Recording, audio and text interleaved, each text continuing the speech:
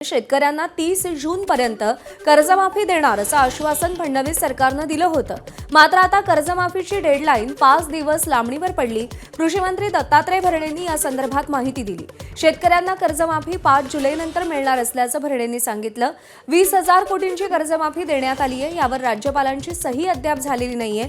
सध्या अधिवेशन सुरू असल्यानं पुरवणी मागण्या राज्यपालांकडे सहीसाठी जातात, त्यामुळे कर्जमाफी लांबणीवर गेल्याचं कारण दत्तात्रय भरणेंनी दिलंय।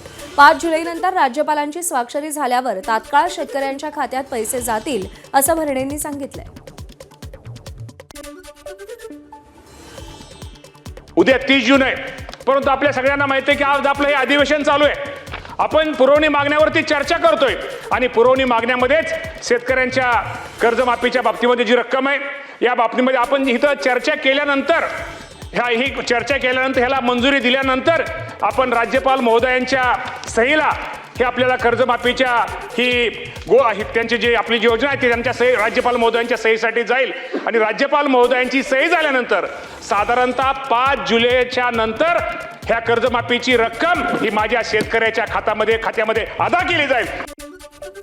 दरम्यान सरकारनं शेतकऱ्यांना कर्जमाफी देण्यात टाळाटाळ करत असल्याचा आरोप विरोधकांनी केलेला आहे।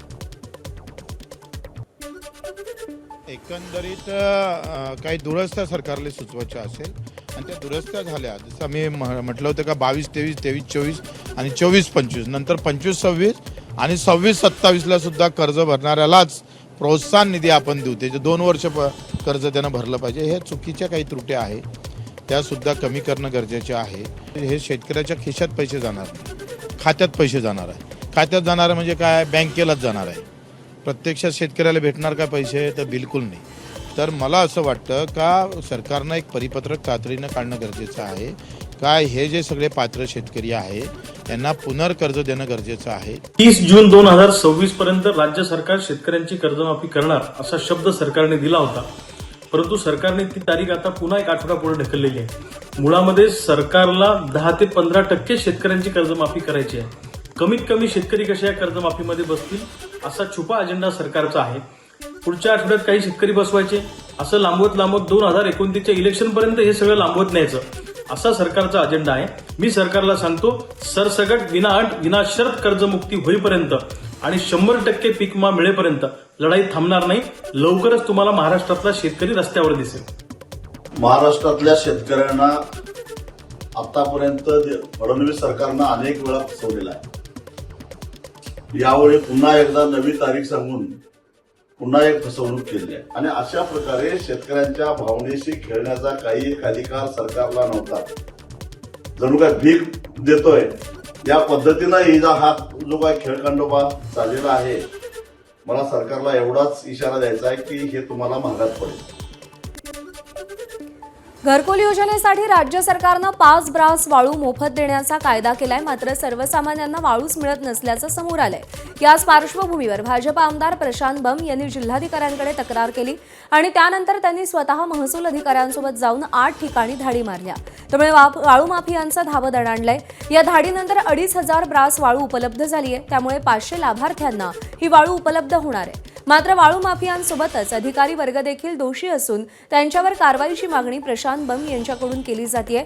सोबतच महसूल मंत्र्यांकडे देखील तहसीलदार आणि यामध्ये सामील असलेल्या पोलीस अधिकाऱ्यांवर बडतर्फीची कारवाई करावी अशी मागणीही बंब यांनी केली आहे।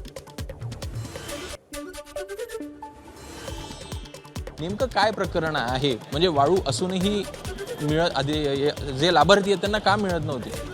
कसं आहे, विषय आहे घरकुल जे दिलेत शासनाने त्याला 5 ब्रास वाळू मोफत देण्याचा त्यांनी कायदा केलेला आहे आणि आम्ही तहसीलदारांच्या सतत मागं लागायचो की प्रत्येकाला 5-5चं तुम्ही कुपन देऊन टाका आणि त्याला गाडी नंबर घ्या त्याच्याकडनं की मी आज तलाट्यांना सांगा की बा ही गाडी नंबर आहे त्याचा, त्याला 5 ब्रास वाळू घेऊ दे, संपला विषय।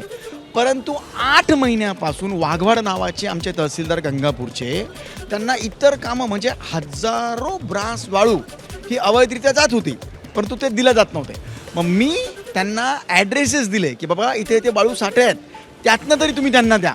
ते सांगायचे नाही वाळूच नाही आहे वगैरे वगैरे।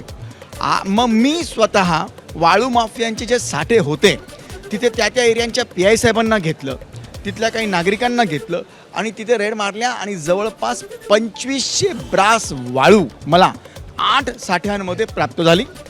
लागलीच मी सन्मान्य कलेक्टर महोदयांना फोन केला, लोकेशन होते, व्हिडिओग्राफी केली, सगळं करून कलेक्टर महोदयांना पाठवलं.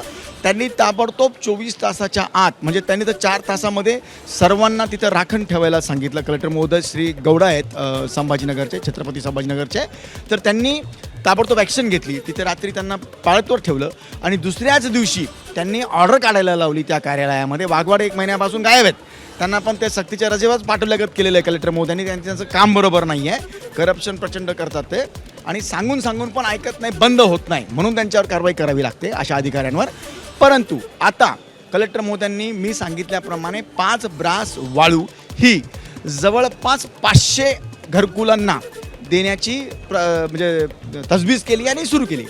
हे जरी झालं असलं तरी महसूल मंत्र्यांचं काय याच्यावर म्हणणं होतं? तुम्ही त्यांच्याशी बोलणं केलं का? काय नेमकं कारवाई संदर्भात काय होणार आहे? एवढं मोठी वाळू माफिया जर का उघडपणे फिरत असताना त्यांच्यावर कारवाई असेल किंवा मग तलाठी जो तुम्ही उल्लेख करताय त्यांच्यावर कारवाई होणार नाही? खरं म्हणजे ही बाब मी सन्माननीय महसूल मंत्री महोदयांकडे सविस्तर आता लिहून देऊ लागलो. यामध्ये 2 जण सामील आहेत. त्यांची जी रॅकेट आहे, सन्माननीय तहसीलदार महोदय वाघवाड आणि तिथलेच PI आहेत राठोड, ते यामध्ये प्रचंड गुंतलेले आहेत. ह्या दोघांची पण अँटी करप्शनद्वारे, कारण वेळोवेळी सांगून मी पुराव्यासह त्यांना मोबाईलवरनं त्यांना लोकेशन दिले आहेत कित्येक वेळेला, त्या ठिकाणी करायचं नाही. इतकंच नाही, काही वेळेला त्या कारवाई दाखवायच्या, PI राठोडनी कारवाई दाखवल्या आणि रात्रीतनंच पुन्हा हेवामध्ये ते चोट्टे सगळे माफिया घेऊन जायचे. मग अशा वेळेला मी सविस्तर निवेदन करू लागलो आणि त्यानुसार सन्माननीय महसूल मंत्री महोदयांकडे देऊन त्या ठिकाणचे तलाठी तर त्वरित सस्पेंड झाले पाहिजे, मंडलाधिकारी सस्पेंड झाले पाहिजे. कारण मी जे कायम बोलतो, मुख्यालय जर राहिले असते तर त्यांना रात्रंदिवस कळलं असतं काय झालं ते. दुसरं, हे साठे कुठे माहिती आहे? गावात जाताना डायरेक्ट रस्त्यावर साठे आहेत, असे डोंगराच्या डोंगरासारखे, तरी तलाठ्यांना लक्षात येत नाही. आणि जवळपास हे 5-5, 6-6 महिन्यापासूनचे साठे आहेत, सातत्याने ते सर्क्युलेशनमध्ये चालू असतात. म्हणून ह्या संबंधित तलाठी आणि मंडलाधिकारी आता वेळेवरच सस्पेंड केलं पाहिजे. PI राठोडजी आणि तहसीलदार वाघवाड यांची अँटी करप्शनद्वारे चौकशी झाली पाहिजे, अशी मागणी मी सन्माननीय महसूल मंत्री महोदयांकडे करणार आहे. केंद्रीय मंत्रिमंडळात संधीवरून राज्यामध्ये आरोप प्रत्यारोपांच्या फैरी झडत असताना केंद्रीय मंत्रिमंडळात मोठे फेरबदल होणार असल्याची माहिती आहे. मात्र आज केंद्रीय मंत्रिमंडळ फेरबदल होण्याची शक्यता मावळली आहे. राष्ट्रपती द्रौपदी मुर्मू काल आणि आज 2 दिवसीय आंध्र प्रदेश दौऱ्यावर असल्यानं फेरबदल येत्या काही दिवसांमध्ये होणार आहे. या फेरबदलामध्ये अनेक दिग्गज मंत्र्यांना डच्चू दिला जाऊ शकतो, तर काही अत्यंत धक्कादायक आणि नवीन चेहऱ्यांची एंट्री होऊ शकते. या फेरबदलात कामगिरीच्या आधारावर आणि राजकीय दबावामुळे काही बड्या मंत्र्यांची मंत्रिमंडळातून गच्छंती होण्याची दाट शक्यता आहे. फेरबदलात कोणाला संधी मिळणार याबाबत अद्याप स्पष्टता नसली तरी काही नावांची जोरदार चर्चा सुरू आहे. शिवसेनेचे खासदार श्रीकांत शिंदे यांच्या व्यतिरिक्त संजय दिना पाटील, संजय जाधव यांना मंत्रिमंडळात स्थान मिळू शकतं अशी चर्चा होतीये. दिल्लीतून एक मोठी बातमी समोर येते. पंतप्रधान नरेंद्र मोदी आज संध्याकाळी 4:30 वाजता सगळ्या मंत्रालयांच्या सचिवांसोबत मॅरेथॉन बैठका घेणार आहेत. मंत्रिमंडळ फेरबदलांच्या चर्चेच्या पार्श्वभूमीवर या बैठकीला विशेष महत्त्व प्राप्त झालंय. सगळ्या विभागांचे सचिव पंतप्रधानांसमोर सादरीकरण करणार असून मंत्रालयातील कामकाजाची स्थिती, ठरवलेलं टार्गेट आणि प्रत्यक्ष झालेल्या कामाचा आढावा पंतप्रधान स्वतः घेणार आहेत. दरम्यान केंद्रीय मंत्रिमंडळाचा विस्तार होण्याआधी खासदार ओमराजे निंबाळकरांनी मुख्यमंत्री देवेंद्र फडणवीसांची काल भेट घेतली. ओमराजे आणि मुख्यमंत्र्यांची 45 मिनिटं चर्चा झाली. केंद्रीय मंत्रिमंडळाच्या विस्ताराच्या चर्चा सुरू असताना ओमराजे निंबाळकर हे मुख्यमंत्री देवेंद्र फडणवीसांच्या भेटीला आल्यानं अनेकांच्या भुवया उंचावल्या. ओमराजेंसोबत माजी मंत्री तानाजी सावंत आणि ॲडव्होकेट निलेश देशमुखही आहेत. त्यांच्या भेटीत नेमकी कोणती चर्चा झाली या संदर्भात अद्याप स्पष्टता नाही.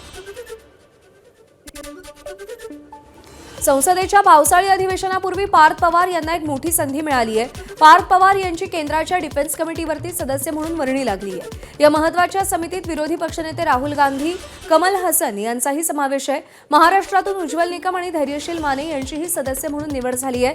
तसंच पक्षांतर्गत झालेल्या संघटनात्मक बदलांमध्ये पार्थ पवारांवर राष्ट्रवादी काँग्रेसचे राष्ट्रीय महासचिव आणि पक्ष समन्वयकाची महत्त्वाची जबाबदारीही सोपवण्यात आली आहे. एबीपी माझा, उघडा डोळे बघा नीट.